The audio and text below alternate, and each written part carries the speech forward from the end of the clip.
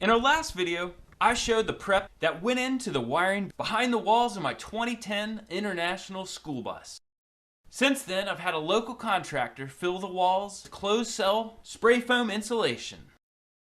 This video will follow that process.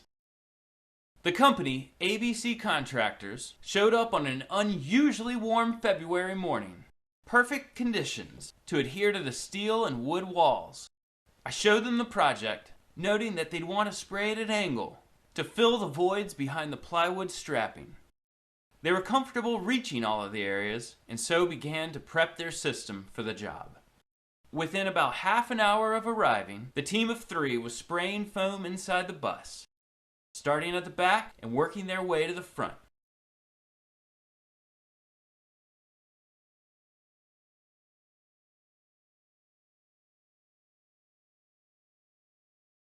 Once they'd covered the entire bus, we all took turns inspecting the walls for areas which needed more foam.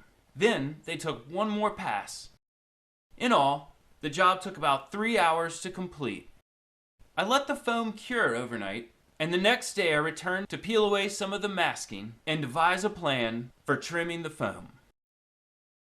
The purchased tools consisted of the following: 3 sizes of curry combs. These are intended to trim loose hair from horses and dogs, but I expect will work well to smooth the foam, especially in areas not wide enough to fit flat blades. Next, I have a 10-inch Japanese flush cut saw from Harbor Freight. I've already used this a couple times when removing some of the masking, and it slices through the foam well. In addition to the purchased tools, I made one custom tool. You may have seen other builders use reciprocating or hacksaw for this task. That's basically what I'm doing, by adding handles to a loose blade so I can reciprocate it myself. Since I can manipulate it with the handles, I expect this will come in handy when used on the curved ceiling surfaces. I started working with the bandsaw blade and almost immediately discovered its drawbacks. The teeth were far too aggressive and seemed to grab and pull rather than cleanly cut it. I grabbed the flush cut saw and started working it back and forth between a section of strapping. This tool seemed to work the best, so I deserted the rest and set to trimming everything with the flush cut saw.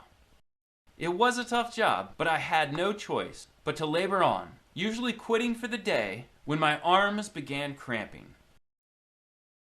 I attacked the walls first, then the lower ceilings, and finally the raised ceilings, standing on work platforms and a stepladder to reach. After 2 long weekends, I had the entire bus trimmed. At that point, I inspected the walls for any spots that were missed and filled them with a couple cans of great stuff. Lastly, I placed a tarp outside the rear door and began ridding the bus of the massive amount of spray foam I'd accumulated.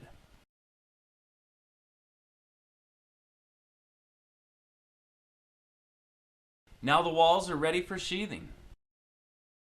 I'll be using a 1/2-inch Baltic Birch Plywood on the walls and 1/4-inch Cedar tongue and groove planks on the ceiling. Tune in for that next phase, which I hope to complete within the next few weeks.